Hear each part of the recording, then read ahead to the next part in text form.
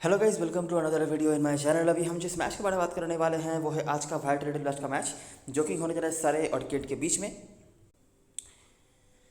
तो ये मैच होने जा रहा है हमारा सबसे पसंदीदा ग्राउंड्स में से एक, केरिंगटन ओवल लंदन में, जो कि सरे का घर है, आपको पता ही होगा। लेकिन अभी चीज़ें थोड़ी सी बदल गई हैं। अब जब सरे का मैच इस ग्राउंड पे होता है, हम आंख बंद करके एक प्लेयर को कैप्टन बना देते हैं, लेकिन आज वो प्लेयर अवेलेबल ही नहीं होंगे। और सिर्फ सरे की तरफ से ही नहीं, बहुत सारी टीम्स की तरफ से ही काफ़ी सारे ऐसे प्लेयर्स हैं जो आपको पता ही होगा कि अभी आज के मैच डेज में अवेलेबल नहीं होंगे, क्योंकि उनको इंग्लैंड के नेशनल टीम में जुड़ जाना पड़ा है इमरजेंसी कॉल अप के तहत। तो स्किट की तरफ से भी ऐसे प्लेयर्स हैं, जैक क्रॉली आपको पता ही होगा, और यहाँ से विल जैक्स। तो कुछ इंपॉर्टेंट प्लेयर्स नहीं हैं, और वो इंपॉर्टेंट प्लेयर्स इतना ही इंपॉर्टेंट थे कि हमारे लिए कैप्टन एस्पिरेशन बन जाते थे। विल जैक्स जो मैं कहना चाहता हूँ, आप समझ ही सकते हैं। और बाकी जो प्लेयर रहे हैं वो भी हमारे फर्स्ट टीम, मतलब हमारा जो टीम बनता है स्मॉल लीग का, उसका पार्ट बनते। तो अभी देखना ये है कि इन दोनों का जगह लेते कौन है, इनके जगह पर हम किस प्लेयर को ले पाते हैं, और जो जो प्लेयर अभी अवेलेबल हैं इनमें से हम किस तरह से काम कर पाते हैं। तो लॉन्गर फॉर्मेट अच्छा गया हमारे लिए, मैं नहीं कहूँगा बहुत बुरा गया। थोड़ा सा ऊपर नीचे तो रह ही सकता है, क्योंकि कुछ लास्ट मोमेंट चेंजेस वगैरह हुए, तो उसकी वजह से नहीं, ओवरऑल मुझे नहीं लगता बहुत बुरा गया होगा आपका। तो फिर से हम वापसी करेंगे T20 सर्किट में। आज का ही एक मैच डे है, उसके बाद फिर से 7 दिन का गैप, उसके बाद मेरे ख्याल से 2-3 मैच डेज होंगे, और फिर हमारा शुरू होगा 50 ओवर टूर्नामेंट। तो जब भी हो स्टार्ट करते हैं इस मैच की एनालिसिस। वेदर बिल्कुल क्लियर है, कोई इशू वाली बात यहाँ पे नहीं है। आखिरी 5 मैचों की बात करें, आखिरी मैच जो हुआ था दोनों टीमों का वो लास्ट मैच डे में हुआ था, आपको याद होगा, जहाँ पर लॉरी इवांस ने बहुत ही अच्छी पारी खेली थी, लेकिन वो टीम को जितवा नहीं पाए थे। एडम मिलने ने हैट्रिक करा था, आपको याद होगा वो मैच। 3-2 से अभी भी आगे है, डिस्पाइट की एंड आखिरी मैच जीती है, ठीक है। तो देखते हैं जब ये दोनों टीमें आमने सामने होती है क्या होता है। इन दोनों टीमों का एग्जैक्ट लास्ट मैच ही एक दूसरे के अगेंस्ट में हुआ है, तो मैं बिल्कुल भी ज़्यादा टाइम नहीं गवाऊंगा यहाँ पे, बिल्कुल ब्रीफली बताने की कोशिश करता हूँ, और जो मैचेस इस ग्राउंड पे होने वाले हैं उनको थोड़ा ज़्यादा प्रायोरिटी देने की कोशिश करता हूँ, ठीक है। तो ये हुआ था कैंटरबरी है सरे का 171, जहाँ पर आपको जैक्स दिख जाते हैं, क्लासन, डैनियल बेल्ट्रामन। डैनियल बेल्ट्रामन का इस फिक्चर में अच्छा परफॉर्मेंस रहा है, विद द बैट भी, विद द बॉल भी कभी कभार, लेकिन आखिरी मैच पर यही सबसे पहले आउट हुए थे, आपको याद ही होगा। उसके बाद ये मैच भी कैंटरबरी में ही हुआ था। यहाँ पर ये मैच जो था ये सर ने जीत करा था, उस वक्त कैंटरबरी में हुआ था, जहाँ पर आपको बर्न्स दिख जाते हैं, जिनका कुछ हद तक परफॉर्मेंस रहा है। हालांकि इस सीज़न में अभी तक तो उन्होंने कुछ खास करा नहीं है। इवन जो 4 डे मैचेस भी हुआ था, जो कि उनका सर्किट है जहाँ पर वो अच्छा करते हैं, वहाँ पर भी दोनों इनिंग्स मिलाकर मेरे ख्याल से 10 रन भी वो नहीं बना पाए थे। तो जो भी हो, केंट ने यहाँ पर चेस कर लिया था, लीड किया था फिर से डैनियल बेल्ट्रामन, क्रॉली, लिनिंग, जो लगभग हमेशा ही कैंटरबरी में अच्छा करते हैं। आखिरी मैच पर भी जब लोग उनको अंडर एस्टिमेट कर रहे थे, तब भी उन्होंने अच्छा करा। वो अलग बात है कि उनसे भी ज़्यादा किसी ने अच्छा करा होगा, लेकिन उन्होंने अच्छा करा था कैंटरबरी के ग्राउंड पे, जो हमारा ऑब्जर्वेशन रहा भी है। मोरियार्टी के यहाँ पर विकेट्स थे, और ये कुछ परफॉर्मर्स थे। अभी लगातार 3 मैचेस, 3 नहीं, मेरे ख्याल से 2 मैचेस जो कि हुए हैं इस ग्राउंड पे। पिछले सीजन में 2 मैचेस इस ग्राउंड पे हुआ था। एक तो जो सरे का मतलब शेड्यूल्ड होम मैच था वो हुआ था, और एक नॉकआउट मैच भी इसी ग्राउंड पे हुआ था। तो वो 2 मैच हम देखेंगे, ठीक है। देखो, पहला मैच केट ने बनाया था 159। आपको करंट स्क्वाड मेंबर्स में से वापस से डैनियल बेल्ट्रामन दिख जाते हैं और डेनली दिख जाते हैं, बाकी दोनों अवेलेबल नहीं है। बॉलरों में से सिर्फ मोरियार्टी हैं और कोई भी अवेलेबल नहीं है। सरे चेस कर गई थी। करंट स्क्वाड मेंबर्स में से ओनली लॉरी इवांस अवेलेबल हैं, और यहाँ से स्टीवार्ट अवेलेबल तो है स्क्वाड में, लेकिन इनका खेल पाना थोड़ा मुश्किल है। डेनली का विकेट भी था, जैसे कि आप एक्सपेक्ट कर भी सकते हैं। और डेनली, याद रखना, आखिरी कुछ मैचेस में थोड़ा थोड़ा करके टच दिखा रहे हैं, थोड़े थोड़े रन उन्होंने बना के रखे हैं, ठीक है। और यहाँ पर उनकी बॉलिंग काम पे आ सकती है, तो इसीलिए काफ़ी डिसेंट कैप्टन वाइस कैप्टन के चॉइस वो ऑलरेडी बन जाते हैं, क्योंकि जैक्स हमारे पास अवेलेबल नहीं है, ये मैं पहले ही आपको बता रहा हूँ। और यहाँ पर आप देख भी सकते हैं 29 रन, 1 विकेट, मतलब 50-55 के ऊपर तो पॉइंट आराम से उन्होंने देके रखा है। साथ में मिलनेस, सर ने हालांकि ये मैच जीत लिया था। और दूसरा जो मैच हुआ था, यहाँ पर सर ने बनाया था 180। वापस से हमें इवांस देखने को मिल रहे हैं वहाँ पर ना। ये दूसरा मैच हो गया, ये मैच था, ठीक है, गलत मैंने दिखा दिया। दूसरा मैच था 169 बनाया था सर ने, यहाँ पर भी हालांकि जीत करा था। रॉय यहाँ पर भी थे और यहाँ पर भी थे, लेकिन वो अवेलेबल नहीं है। बाकी आमला और जैक्स थे, लेकिन इनमें से कोई भी अवेलेबल नहीं है। बॉलरों में से कोई बताने लायक नहीं है, सिर्फ लीनी की कुछ परफॉर्मेंसेस थे, और बॉलरों में से गैरेथ बैटी, बाकी कोई भी अवेलेबल नहीं है, ठीक है। तो गिने चुने नाम ही हमें मिल रहे हैं। मोरियार्टी भी अवेलेबल हैं, टॉपली और जैक्स अवेलेबल नहीं है। तो मोरियार्टी यहाँ पर थे, और यहाँ पर भी मतलब दोनों ही मैच में एक एक करके विकेट उन्होंने निकाला हुआ है।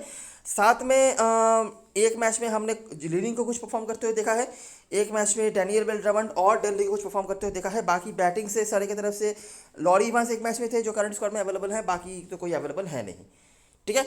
और अगर हम आखिरी जो मैच हुआ था, जो मैंने बताया कि आखिरी मैच जब ही हुआ था 2 तारीख को, तो अगर हम उस मैच की बात करें तो हाई स्कोरिंग एनकाउंटर हुआ था। केंट ने 191 बना दिया था डिस्पाइट डैनियल बेल ड्रमंड खाता खोलने से पहले आउट हो चुके थे, लेकिन लिनिंग और कैंटरबरी जो कॉम्बिनेशन लगभग हमेशा ही काम पे आ जाता है। और जॉर्डन कॉक्स जो इसी तरह में कमाल के फॉर्म पर चल रहे हैं, बहुत ही रेयर ही हो रहा है, स्पेशली लिमिटेड ओवर क्रिकेट में बात कर रहा हूँ जहाँ पर उनको मौके मिले हैं लेकिन वो काम नहीं कर पाए हैं। और यहाँ पर तो तेज तरार 61 रन उन्होंने बना दिए थे और उनका ही इनिंग्स था जो डिफरेंस करके गया था इन दोनों टीमों के बीच में। 28 गेंदों में 60 रन उन्होंने बनाया था।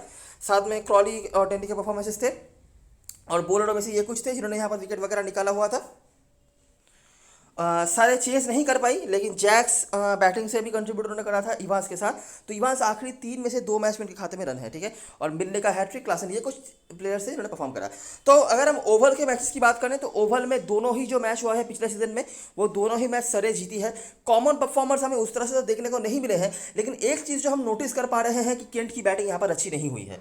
ठीक है। एक मैच में 113 उन्होंने बनाया 20 ओवर खेल के 7 विकेट के नुकसान पर, और दूसरे में 159। तो डिसेंट स्कोर, ज़्यादा स्कोर वो नहीं बना पाए हैं। लेकिन अगर हम दूसरी तरफ से बात करें तो सरे ने यहाँ पर काफ़ी अच्छी बैटिंग करी है और दोनों ही मैच में उन्होंने इजीली जीता करा है अपनी बैटिंग से।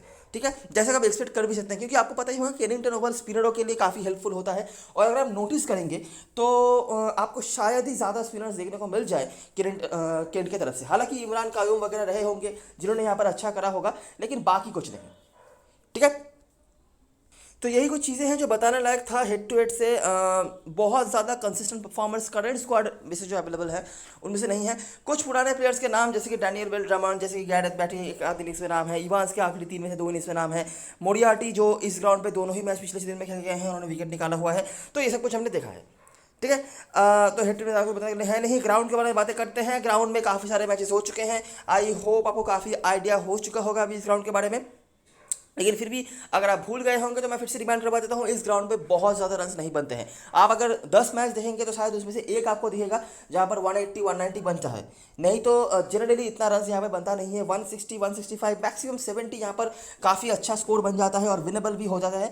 स्पिनर्स यहाँ पर हमेशा ही अपर हैंड रखते हैं। मैं ऐसा नहीं कह रहा कि पेसर्स विकेट नहीं निकालते हैं, अगर बॉलिंग फर्स्ट हो तो आपको तो एक डेथ ओवर का पेसर रखना ही पड़ेगा, लेकिन अगर कोई डोमिनेशन वाला सीन आता है ना तो वो जनरली स्पिनर्स ही करते हैं। ये हमने देख के रखा है और आखिरी हेड टू हेड्स में भी आपने ऐसा ही चीज़ नोटिस करा है कि रन यहाँ पर बने नहीं थे, स्पिनर्स ने कुछ हद तक काम करके रखा था, ये सब कुछ।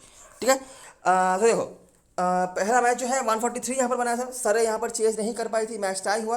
पेसर्स का ही है, ज़्यादा कुछ नहीं है। जेसन स्मिथ के कुछ रन्स हैं, बाकी एटकिंसन और बाकी कोई बॉलर अवेलेबल नहीं है। इस सीजन के मैचेस की बात करते हैं तो पहला मैच हुआ था ग्लैमरगन के अगेंस्ट में 166, जो कि बहुत बुरा स्कोर नहीं है इस ग्राउंड की तुलना में, लेकिन सामने ग्लैमरगन की बॉलिंग भी थी। मोरियार्टी अपने पहले ही मैच पर, इस सीजन के पहले ही मैच में जो इस ग्राउंड पर उन्होंने खेला था, उन्होंने 3 विकेट निकाला हुआ है। लेकिन मैं हमेशा कहता हूँ कि मोरियार्टी होते तो स्पिनर हैं, लेकिन इस स्पिन हेल्पिंग कंडीशन में उतना फ़ायदा नहीं उठा पाते, न जाने क्यों।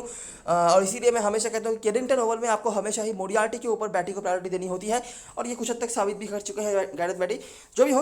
और बाकी जॉर्डन क्लार्क, बाकी तो कोई बॉलर अवेलेबल नहीं है। सारे ने चेस कर लिया था। आपको जेसन स्मिथ के परफॉर्मेंस दिख जाएंगे पेसर्स के साथ, स्पिनर्स यहाँ पर अपर हैंड रखते हुए। दूसरा मैच सरे का बैटिंग यहाँ पर काफ़ी खराब हुआ था। 17 ओवर का जो मैच हुआ था 118 रन निपट गए थे। जेसन स्मिथ ने वापस से यहाँ पर कुछ स्कोर खड़ा किया था 20 रन का, साथ में गेडेस जिनका रोल आज के मैच में काफ़ी बढ़ सकता है, बातें करेंगे हम आगे। Jordan Clark, Rikki Clarke, pacer spinner बराबरी के विकेट एसिस ने चेस कर लिया था, मोरियार्टी और जॉर्डन क्लार्क के विकेट्स। तीसरा मैच 146, ज़्यादा स्कोर नहीं है। जैक्स का कुछ परफॉर्मेंस है जो लगभग इस ग्राउंड पे एक यूनिवर्सल कैप्टन बन जाते हैं, लॉजिकल भी हो जाते हैं। पेसर्स का ही अपर हैंड है, सोमरसेट ने चेस कर लिया। मोरियार्टी वापस से 3 मैच लगातार विकेट उनके खाते में, बैटी एटकिंसन। अगला मैच जो हुआ था मिडिलसेक्स के अगेंस्ट में, यहाँ पर रन थोड़ा बना था, 174 बनाया था मिडिलसेक्स ने। एटकिंसन वापस से, बैटी और जैक्स रन और विकेट दोनों ही खाते में थे, साथ में स्मिथ, ओली पोप जिन्होंने इस मैच में पहला मैच उन्होंने खेला था इस सीजन का, और मैंने बताया हुआ था कि इस ग्राउंड पे ओली पोप हमेशा ही इंपॉर्टेंट रोल प्ले करते हैं। मैं नहीं कह रहा कि बहुत ज़्यादा कुछ कर देंगे, लेकिन कुछ नहीं तो आपकी टीम को बैलेंस को तो ये ज़रूर करेंगे। साथ में जेमी ओवरटन ने आखिरी में आके कुछ हिटिंग वगैरह करा होगा। स्पिनर्स के ही सारे के सारे यहाँ पर विकेट्स, आपको याद होगा यहाँ पर निक गबिस ने भी बॉलिंग कराई थी मिडिलसेक्स के होकर, और उन्होंने भी विकेट निकाला हुआ था। ठीक है। तो यही है कहानी इस ग्राउंड की, बहुत ज़्यादा रन यहाँ पे बनता नहीं है। ये जो आप देख रहे हैं ना 174 चेज हो गया, ये जनरली होता नहीं है। ठीक है। छोटे मोटे रन यहाँ पर बनते हैं 165 70 मैक्सिमम, और वो डिफेंड हो भी जाता है। अगर आपके पास अच्छे खासे बॉलर्स नहीं है, स्पेशली स्पिनर्स नहीं है, तब कोई शायद दिक्कत बने भी, नहीं तो उतना ज़्यादा प्रॉब्लम यहाँ पे नहीं आता है। और एक चीज़ जो यहाँ पर हमेशा नोटिस करने वाली बात होती है कि स्पिन ऑलराउंडर्स, स्पिनर्स जो होते हैं स्पेशली, जो और थोड़ी बहुत बैटिंग भी जिनको मिल जाती है, वो आपके लिए बहुत ही हैंडी प्लेयर यहाँ पे साबित होते हैं। ठीक है, तो ये रही सारी चीज़ें जो बताने लायक था। अभी बात करते हैं प्लेइंग 11 के बारे में और क्या क्या मेजर चेंजेस हो सकते हैं, तो उनके बारे में हम बातें करते हैं। तो जैक क्रॉली नहीं खेलेंगे। जैक क्रॉली सीजन की शुरुआत में नहीं थे, तब ओपनिंग कर रहे थे डैनियल बेलट्राउट और जो डेली, ये जोड़ी वापस से ओपनिंग कर सकती है, या फिर ट्वांडा म्यूआई शायद इनका नाम है, ये ओपनिंग कर सकते हैं। अब ये कौन है? ये 19 या 18 ईयर्स की काफ़ी टीनेज सेंसेशन माने जाते हैं। अभी इन्होंने बहुत बड़ा कुछ नहीं करा है, ठीक है, पूरा जो उन्होंने लोअर डिवीजन क्रिकेट में खेल के रखा है, ज़्यादा बड़ा कुछ उन्होंने नहीं करा है, लेकिन किसी किसी मैच में उन्होंने 30 35 40 रन की इनिंग्स उन्होंने खेल के रखी है। और जब भी ये खेलना शुरू करते हैं ना, तो मिनिमम 170 से 200 के स्ट्राइक रेट से ये खेलते हैं। ठीक है, मैं नहीं कह रहा कि ये कंडीशन में वो ऐसा कुछ कर पाएंगे, या फिर ऐसा, मैं ये भी नहीं कह रहा कि आज के मैच में इनको कंसिडर करिए, लेकिन आने वाले समय में अगर कोई कंडीशन आपको दिखे जहाँ पर हो सकता है कि रन्स बनते हो, पेस काफ़ी अच्छा चलता हो, वहाँ पे आप इस प्लेयर को कंसिडर कर सकते हैं। आज के मैच में मैं स्मॉल लीग के लिए नहीं सजेस्ट करूँगा, क्योंकि एक तो यहाँ पे पिच उतना फास्ट है नहीं, उसके बाद सरे के पास अच्छे खासे स्पिनर्स हैं, जो कहीं कहीं भी जाके किसी भी मोड़ पे जाके मैच में रोक लगा सकते हैं। तो ये सब चीज़ इसके अगेंस्ट में भी जा सकता है। तो इसीलिए मैं स्मॉल लीग के लिए नहीं कह रहा हूँ, लेकिन बड़ी लीग में इनके लिए एक आध स्पॉट खाली करके रखना। मैं नहीं कह रहा कि बहुत ज़्यादा कुछ कर देंगे, लेकिन कंसिस्टेंटली 30 35 40 का जो पॉइंट है, ये आपको ये डिफरेंट करके दे सकते हैं आपके ओपोनेंट से। बाकी ओली रोबिंसन का भी ऑप्शन है। सीजन के शुरुआत में ये नंबर 3 पर खेल भी रहे थे, हालांकि सीजन के शुरुआत में जिस तरह के फॉर्म पर ये थे, अभी उस तरह का फॉर्म ये दिखा नहीं पाए हैं। रिसेंटली काउंटी मैच में पहले इनिंग्स पर जो केंट खेली थी, बैटिंग करी थी, वहाँ पर क्रॉली खेले थे। उसके बाद बीच मैच में वो जब चले गए थे, तब इन्होंने ओपनिंग करके रखा था। तो ओपनिंग स्लॉट में ये भी एक ऑप्शन बनते हैं, लेकिन फॉर्म का तो कोई अता पता इनका है नहीं। म्यूआई भी ने बहुत अच्छा कुछ नहीं करा होगा सीनियर लेवल क्रिकेट में, लेकिन लोअर लेवल क्रिकेट में इन्होंने कुछ रन बना के रखा है। इसीलिए मैं कह रहा हूँ बड़ी लीग के लिए छोटी लीग में कतई नहीं। नीचे आते हैं तो जैक लीनिंग आपके लिए इंपॉर्टेंट हो सकते हैं, उनकी बॉलिंग यहाँ पे काम पे आ सकती है। जनरली मैं नहीं कहता कि जैक लीनिंग कैंटरबरी के बाहर उनकी कुछ खास परफॉर्मेंसेस होते नहीं है, लेकिन उनकी बॉलिंग यहाँ पे काम पे आ सकती है। और क्योंकि क्रॉली नहीं है, तो इनके ऊपर रिस्पॉन्सिबिलिटी ज़्यादा हो जाएगी, जैसा कि ज़्यादा हो जाएगा जॉर्डन कॉक्स के ऊपर भी। इवन एलेक्स ब्लेक का भी यहाँ पर रोल बढ़ सकता है, ये भी थोड़ी बहुत बॉलिंग करवा सकते हैं, लेकिन क्योंकि बैटिंग से 1% भी फॉर्म पर वो नहीं नजर आ रहे हैं, इसीलिए इनको हम कंसिडर नहीं कर रहे हैं। लेकिन जैक लीनिंग जो कि अच्छे फॉर्म पर भी हैं, इवन लास्ट काउंटी में भी उन्होंने रन बना के रखा है, जो मतलब कल या परसों ही खत्म हुआ, तो वहाँ पर भी उन्होंने रन बनाया है। ये थोड़ी सी बॉलिंग भी उनकी यहाँ पर काम पे आ सकती है, इसीलिए। और जॉर्डन कॉक्स का तो आपने देख ही रखा है कि अभी तक कोई फेलियर उनका खास है नहीं, जहाँ पर जितना मौका मिलता है इन्होंने हमेशा परफॉर्म करके रखा है। और क्योंकि क्रॉली नहीं है, तो उम्मीद करा जा सकता है कि इनको बैटिंग में थोड़ा बहुत प्रमोशन मिल भी जाएगा, जो ये डिजर्व भी करते हैं। तो देखना पड़ेगा आगे।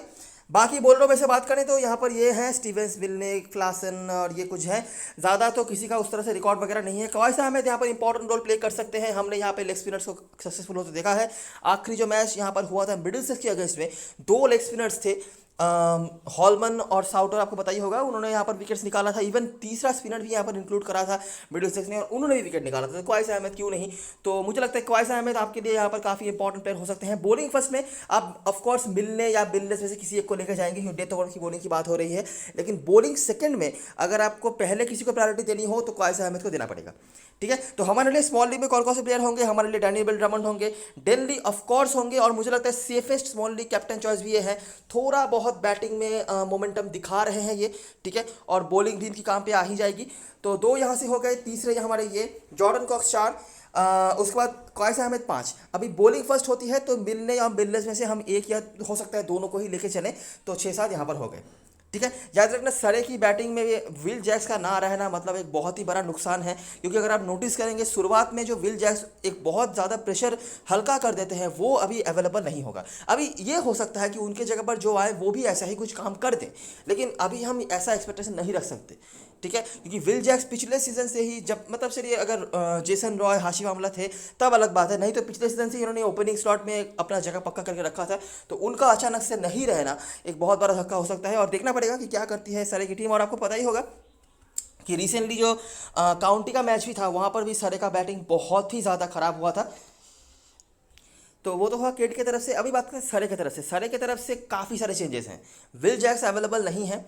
काइल जेमिसन भी अवेलेबल नहीं है। आपको पता ही होगा जो काउंटी मैच हुआ था वहाँ से ही वो अनअवेलेबल हो चुके थे, बॉलिंग नहीं कर पा पाए थे और बैटिंग में भी बस नंबर बचाने के लिए आए थे वो। ओली पोप भी अवेलेबल नहीं है और ये एक बहुत बड़ा धक्का था सरे की टीम में। काउंटी मैच से कुछ घंटे पहले ही जो न्यूज़ आया था कि वो अवेलेबल नहीं हो पाएंगे और आज के मैच में भी अवेलेबल नहीं है। हाशी मामला जो कि वैसे भी स्क्वाड के साथ घूम ही रहे थे बस, वो भी अवेलेबल नहीं हो पा रहे हैं क्योंकि जो मैच उन्होंने बचाया था ना, आपको पता होगा हैम्पशायर के अगेंस्ट में लगभग 1.5 दिन तक बैटिंग करके वहाँ पे काफ़ी सारा हिट उनको सहना पड़ा था, बॉल से हो जैसे भी हो। तो वो एक इंजरी रहा है और वैसे भी काफ़ी उम्र भी हो चुकी है उनकी, तो अभी तो आप उम्मीद कर सकते हैं वहाँ से रिकवरी करने के लिए काफ़ी टाइम उनको लगेगा। लेकिन जो प्लेयर्स अवेलेबल हैं अभी देखिए, जिनके बारे में हमें पता है जो अभी तक परफॉर्म करके अभी आ रहे हैं, जेसन स्मिथ, लॉरी इवांस, ये दोनों सबके टीम में होंगे क्योंकि इसके अलावा आपके पास कोई ऑप्शन ही नहीं है। जो ऑप्शंस हैं, रॉडी बर्न्स वो फॉर्म पर नहीं नजर आ रहे हैं और वैसे भी मैंने बता के रखा है कि इस ग्राउंड पे रॉडी बर्न्स के कभी भी अच्छे रिकॉर्ड से भी नहीं, तो लोग इनको कभी भी कंसीडर नहीं करेंगे। जेमी ओवरटन का रोल यहाँ पे काफ़ी बढ़ सकता है। क्यों बढ़ सकता है? क्योंकि विल जैक्स अवेलेबल नहीं है। मतलब इस ग्राउंड पे, स्पेशली इस ग्राउंड पे 4 ओवर की बॉलिंग तो गई, काइल जेमिसन अवेलेबल नहीं है, तो मतलब इसमें मुझे नहीं लगता कोई डाउट रहना चाहिए कि जेमी ओवरटन का रोल भी बढ़ेगा। अभी देखिए, सरे की टीम मैनेजमेंट का मुझे कोई भरोसा नहीं है। ऐसा भी हमने देख के रखा है जब हम बिल्कुल सर्टेन हैं कि जेमी ओवरटन को प्रॉपर यूज़ किया जाएगा, वहाँ पर उनको 1 ओवर की बॉलिंग देती है और जहाँ पर हमें लगता है कि नहीं शायद आज के मैच में जेमी ओवरटन का रोल उतना नहीं आए बॉलिंग से, वहाँ पर उनको 4 ओवर की बॉलिंग भी देते हैं, वो परफॉर्म भी करते हैं। तो ये बता पाना थोड़ा मुश्किल है, लेकिन मुझे लगता है कि जेमी ओवरटन का रोल बढ़ेगा भी और आपके स्मॉल लीग ओपोनेंट्स में ये दिख भी जाएंगे। उसके बाद यहाँ पे जॉर्डन क्लार्क भी होंगे जिनका रोल भी बढ़ने वाला है। ठीक है, विद द बैट वैसे भी इनको काफ़ी ऊपर भेजा जाता है और बॉलिंग भी। तो 4 प्लेयर्स हमारे लिए यहाँ से हो गए ऑलरेडी। 5वां प्लेयर भी जैसे मैं हमेशा कहता हूँ गैरेथ बैटी और बॉलिंग फर्स्ट में एटकिंसन। तो ये 6 ऑप्शन हमारे पास अवेलेबल हैं। बाकी जो नए प्लेयर्स हैं, बेन गेडिस, अभी मुझे लगता है कि इनको प्रॉपर अपॉर्चुनिटी मिलने वाली है जो उनका यूजुअल पोजीशन है ओपनिंग पे। पॉसिबिलिटी ये भी है कि रॉडी बर्न्स को ओपनिंग पे भेजा जाए। ठीक है, ओपनिंग वो करने भी आए थे ग्लैमरगन के अगेंस्ट में, कुछ रन्स उन्होंने बनाया था, हालांकि खास कुछ नहीं, तो ये भी पॉसिबिलिटी है। हालांकि मैं पर्सनली ये नहीं चाहूँगा कि ऐसा हो। क्यों नहीं चाहूँगा? क्योंकि ऑलरेडी मिडिल ऑर्डर में आपके पास ओली पोप नहीं है, तो अगर कुछ एक्सपीरियंस या कुछ स्टेबिलिटी की ज़रूरत हो तो आप जो बेन गेडिस जो काफ़ी यंग हैं और उस तरह से कुछ कर भी नहीं पाए हैं, उनके ऊपर भरोसा नहीं कर सकते। ठीक है, तो ये एक ऑल्टरनेशन हो सकता है, या तो बेन गेडिस नंबर 4-5 पर आएंगे और रॉडी बर्न्स ओपनिंग करेंगे या फिर वाइस वर्सा। उसके बाद लॉरी इवांस और जेमी स्मिथ तो सबकी टीम में है ही, उनको लेकर बातें नहीं करते हैं। और एक और जो 2 प्लेयर्स आने वाले हैं वो है रायन पटेल, जिन्होंने काउंटी में भी लास्ट मैच खेल के रखा था, और टिम डेविड। टिम डेविड आपको पता होगा बीबीएल में भी खेले हैं, पीएसएल में भी खेले हैं। जनरली इनका रोल क्या होता है, नंबर 6-7 पे बैटिंग करने आते हैं, अगर बॉल मिले तो हिटिंग करते हैं, नहीं तो आप जैसा उम्मीद कर सकते हैं नंबर 6-7 के बैट्समैन से वैसा ही। लेकिन यहाँ पर एक ट्विस्ट है, ये थोड़ी सी बॉलिंग करवा सकते हैं। अभी मुझे पता नहीं है कि इनको बॉलिंग दी जाएगी या नहीं, और मैंने उस तरह से खास कुछ इनको बॉलिंग करते हुए देखा भी नहीं है। ठीक है, लेकिन जनरली जो ऑब्जर्वेशन हमारा रहा है कि सरे 3 स्पिनर्स के साथ जाती है, Gareth Betty, Moriarty, Will Jacks. अभी विल जैक्स अवेलेबल नहीं है। टिम डेविड जो है ये थोड़ी सी बॉलिंग करा सकते हैं, वो भी राइट आर्म ऑफ स्पिन का, तो हो सकता है कि इनको बॉलिंग मिले, हम पक्का बता नहीं सकते। और जनरली इनका बैटिंग ऑर्डर नंबर 6-7 पे होता है। अभी भी जो टीम मुझे दिख रहा है यहाँ पर उनका नंबर भी 6-7 पे ही बनता है, लेकिन अभी अगर वो बॉलिंग करने आ जाते हैं, स्पेशली स्पिन बॉलिंग और इस तरह की ग्राउंड पे, तब जाके इनका रोल बढ़ सकता है, जो हमें बिल्कुल भी पता नहीं है। तो देखना पड़ेगा कि क्या कर सकती है टीम। नहीं तो रायन पटेल बहुत डिसेंट ऑप्शन है, ये नंबर 3-4 पे भी बैटिंग कर सकते हैं और कंसिस्टेंट परफॉर्मर रहे हैं लोअर डिवीजन क्रिकेट में। कुछ रन उन्होंने बना के रखा था, हालांकि काउंटी में भी खास कुछ नहीं, और वहाँ पर तो चलिए बड़े से बड़े प्लेयर भी कुछ नहीं कर पाए थे, लेकिन उसको देखकर आप ज़्यादा कुछ सोच नहीं सकते। रायन पटेल काफ़ी ट्रायबल एंड ट्रस्टेबल प्लेयर्स में से हैं, 4 ओवर की बॉलिंग भी ये कराते हैं और one of the most consistent wicket takers में से हैं। ठीक है, एक आध विकेट करके वो निकालते रहते हैं और कंसिस्टेंटली कुछ स्कोर करके देते हैं। तो हमारे टीम में जो प्लेयर्स होंगे, जेसन स्मिथ को रखना ही पड़ेगा आपको, और कोई चारा आपके पास नहीं है। लॉरी इवांस उसके बाद जेमी ओवरटन, ये 3 हमारे टीम में ज़रूर से होंगे। बैटी को हम रखने की पूरी कोशिश करेंगे, बॉलिंग फर्स्ट में एटकिंसन, नहीं तो मोरियाटी। तो ये 5 प्लेयर्स हमारे लिए हो गए। छठा प्लेयर मैं आपको पहले सजेस्ट करूंगा कि आप रायन पटेल के साथ जाइए, क्योंकि इनको प्रॉपरली बॉलिंग मिल सकती है, हाई चांस है। क्योंकि अगर मैं सही से कैलकुलेट करूँ तो आप देखेंगे 1 2 3 4 5 6 ये प्रॉपर बॉलर्स हैं। अभी टीम डेविड बॉलिंग कराएंगे या नहीं मुझे पता नहीं, ठीक है। अगर करा देते हैं तब तो प्रॉब्लम्स हो सकती हैं, हो सकता है ओवरटन का ओवर कटे या फिर रायन पटेल का ओवर कटे, लेकिन नॉर्मल सिनारियोज में मुझे लगता है कि रायन पटेल के पास ओवर्स आने चाहिए। ठीक है। और बड़ी लीग खेल रहे हो तो एक्स्ट्रा बैट्समैन ढूंढ रहे हो तो बेन गेटिस को आप ट्राई कर सकते हो।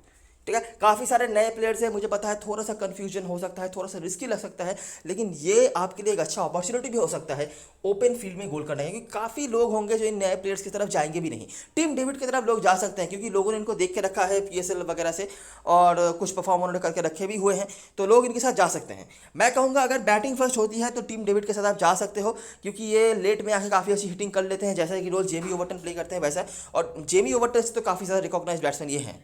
ठीक है। बेंच में रिकी क्लार्क का भी ऑप्शन है, देखना पड़ेगा टीम खिलाती है या नहीं। कैप्टन मैस्कुलिन चॉइस की बात करें जो काफ़ी कंफ्यूज कर सकता है आपको, कैप्टन तो चलिए आपने डेनली को बना दिया जो कि काफ़ी ज़्यादा सेफ भी होंगे डैनियल बेल्ट्रामर के साथ। लीडिंग का ऑप्शन भी काफ़ी अच्छा है, लेकिन उनको बॉलिंग दी जाएगी या नहीं ये मैं पक्का नहीं बता सकता। देना तो चाहिए लेकिन अभी देखना पड़ेगा। बाकी जॉर्डन कॉक्स, रिस्क लेना है तो मिलने और मिलने में से किसी को आप ट्राई कर सकते हो। याद रखना सरे की बैटिंग अभी काफ़ी वीक होने वाली है, काफ़ी सारे इनएक्सपीरियंस और यंग मैं नहीं कहूँगा, इनएक्सपीरियंस प्लेयर्स को वो खिला रहे हैं, तो ये बैकफायर भी कर सकता है। तो इसीलिए कोई भी स्ट्राइक बॉलर जो बॉलिंग फर्स्ट करेगा मतलब अगर सर केंट की तरफ से, तो वो आपके लिए इंपॉर्टेंट हो सकते हैं। उसके बाद यूआई जो आप बड़ी लीग में ट्राई कर सकते हो। सर की तरफ से जेसन स्मिथ और लॉरी इवंस ये सबके टीम में होंगे क्योंकि यही अभी तक परफॉर्म कर रहे हैं बैटिंग से जो करंट स्क्वाड में अवेलेबल है। उसके बाद Jamie Overton, Jordan Clark. Risk लेना है तो एटकिंसन बॉलिंग फर्स्ट में मस्टली आपके टीम में होने चाहिए क्योंकि और कोई रिकॉग्नाइज पेस बॉलर आपके पास है नहीं। ये भी एक मतलब वीकनेस है। वैसे भी देखिए सरे का जो पेस बॉलिंग है वीक था, अभी तो जेमियसन भी अवेलेबल नहीं है, स्पिन बॉलिंग से भी एक बंदा आपके लिए चला गया, तो ये जो है ना एक वीक जोन ऑलरेडी तैयार करके रखा हुआ है सरे ने अपने बॉलिंग सेक्शन में। ठीक है। और उसके बाद गिटेश और रायन पटेल में से कोई एक, रायन पटेल में ज़्यादा प्रायोरिटी रखूंगा स्मॉल लीग में स्पेशली क्योंकि ये थोड़ी सी बैटिंग भी बॉलिंग भी कर लेते हैं, और ऑफ कोर्स गैरेथ बैटी तो हमेशा ऑप्शन में रहते ही हैं इस ग्राउंड पे। तो मैंने इनिशियली ये एक स्ट्रक्चर बना के रखा है जो काफ़ी ज़्यादा कॉमन होने वाला है मुझे लगता है। बस यहाँ पे रायन पटेल को मैंने रखा है, इनके जगह पर लोग शायद जॉर्डन क्लार्क को लेके जाएंगे या फिर एक्स्ट्रा बॉलर लेके जा सकते हैं। बाकी मुझे नहीं लगता कि बहुत ज़्यादा कुछ आपको यहाँ पर चेंजेस जो है देखने को मिल जाएंगे। अच्छा, यहाँ पर जो ऑप्शंस हैं, टीम डेविड को अभी तक ऐड नहीं किया गया है, बैटिंग सेक्शन में है वैसे, तो लोग इनको ले सकते हैं। क्यों ले सकते हैं? क्योंकि इनका नाम लोगों ने सुना हुआ है। बैटिंग फर्स्ट अगर करती है सरे तो आप इनको ले सकते हैं क्योंकि तब जाके इनके पास बैटिंग आ सकती है, और क्या पता ये थोड़ी सी बॉलिंग भी कर लें।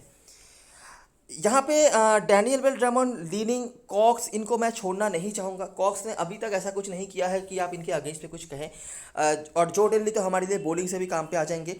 देखिए अभी लॉजिक तो ये कह रहा है कि ओवरटर्न का काम आना चाहिए पूरी तरीके से, लेकिन जैसे मैं बार बार कह रहा हूँ कि सरे की टीम मैनेजमेंट को लेकर हम कुछ भी खास प्रेडिक्शन नहीं कर सकते।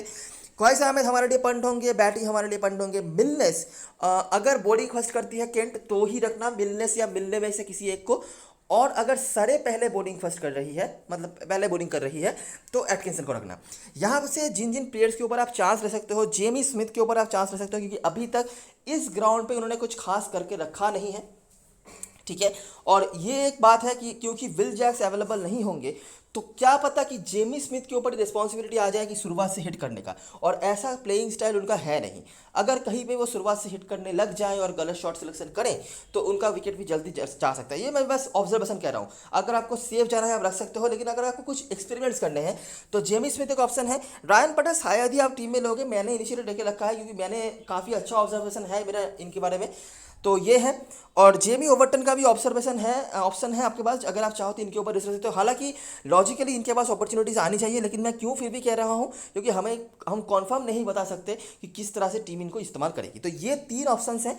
इनके जगह पर आप क्या कर सकते हो, बैटिंग फर्स्ट में टीम डेविड, ठीक है, क्योंकि तब इनके पास बॉलिंग भी आ सकती है, हम कंफर्म नहीं है लेकिन ये थोड़ी सी बॉलिंग करा सकते हैं। और क्योंकि सरे जनरली 3 स्पिनर्स का जाती है तो क्या पता टीम डेविड को बॉलिंग मिल जाए। ऑलराउंडर सेशन में जो क्लार्क अवेलेबल है, रायन पटेल अगर आप नहीं लेते हो तो जो क्लार्क मस्ट हैव हो जाते हैं और इनका रोल काफ़ी बढ़ जाता है। इस तरह की सिचुएशन में इनको बैटिंग भी ठीक ठाक जगह में मिल जाती है और बॉलिंग भी ये प्रॉपर्ली कर ही देंगे। और अगर केंट पहले बॉलिंग कर रही है तो मिलने और मिलने में से कोई एक, मैं बार बार कह रहा हूँ, और अगर सारे करा रही है तो एटकिंसन। ठीक है, यही आपके कुछ ऑब्जर्वेशन मतलब ऑप्शंस हैं जिनके साथ जा सकते हो। कैप्टन वाइस कैप्टन चॉइस की बात करें तो मुझे नहीं लगता कि डेनली के आजू बाजू में कोई ऑप्शन आपके पास अवेलेबल होगा। वाइस कैप्टनसी के लिए आप लिनिंग के साथ जा सकते हो, डैनियल बेल ड्रमंड के साथ भी जा सकते हो, लेकिन बहुत अच्छा परफॉर्मेंस उनका इस फिक्चर में रहा नहीं है। हालांकि एक मैच जो उन्होंने पिछले सीजन में खेला था इस ग्राउंड पे एसेक्स के अगेंस्ट में, उन्होंने 80+ स्कोर बना के रखा हुआ था। और क्योंकि अभी सरे की जो बॉलिंग है वो काफ़ी वीक होने वाली है, तो ये भी एक पॉसिबिलिटी है। लेकिन जैसा मैं हमेशा कहता हूँ कि एसेक्स के अगेंस्ट में डैनियल बेल ड्रमंड हमेशा अच्छा करते हैं, तो वो भी एक चीज़ हो सकता है। लेकिन जो है सो है। तो वाइस कैप्टनसी के लिए आप डैनियल बेल ड्रमंड या लिनिंग के साथ जा सकते हो।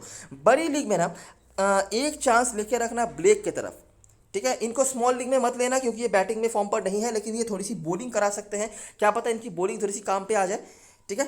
तो Denly captain leaning vice captain अच्छा कॉम्बिनेशन हो सकता है। इवन आप जोई ओवटर के साथ भी जा सकते हो, लेकिन रिस्क रह जाएगा अगर टीम इनको सही से इस्तेमाल नहीं करती है तो, ठीक है। छोटे मोटे कुछ ऑब्जर्वेशंस हैं, छोटे मोटी कुछ चीज़ें होंगी जिसके ऊपर आप काम कर सकते हो। मैंने 3 आपको बता दिए हैं इस करंट टीम में, जहाँ पर आप रिस्क ले सकते हो और जहाँ पर आप कुछ एक्सपेरिमेंट्स कर सकते हो। बाकी डिसीजन आपके ऊपर है क्योंकि पैसा आपका है। तो ये रही सारी चीज़ें और सारी एनालिसिस। वीडियो अगर पसंद आया हो तो लाइक जरूर करना, सब्सक्राइब करना चैनल को, टेलीग्राम चैनल पर जरूर ज्वाइन हो जाना क्योंकि लास्ट वन पे सारी अपडेट्स वगैरह वहीं पे आती हैं। तब तक के लिए best luck for this match and good bye for now.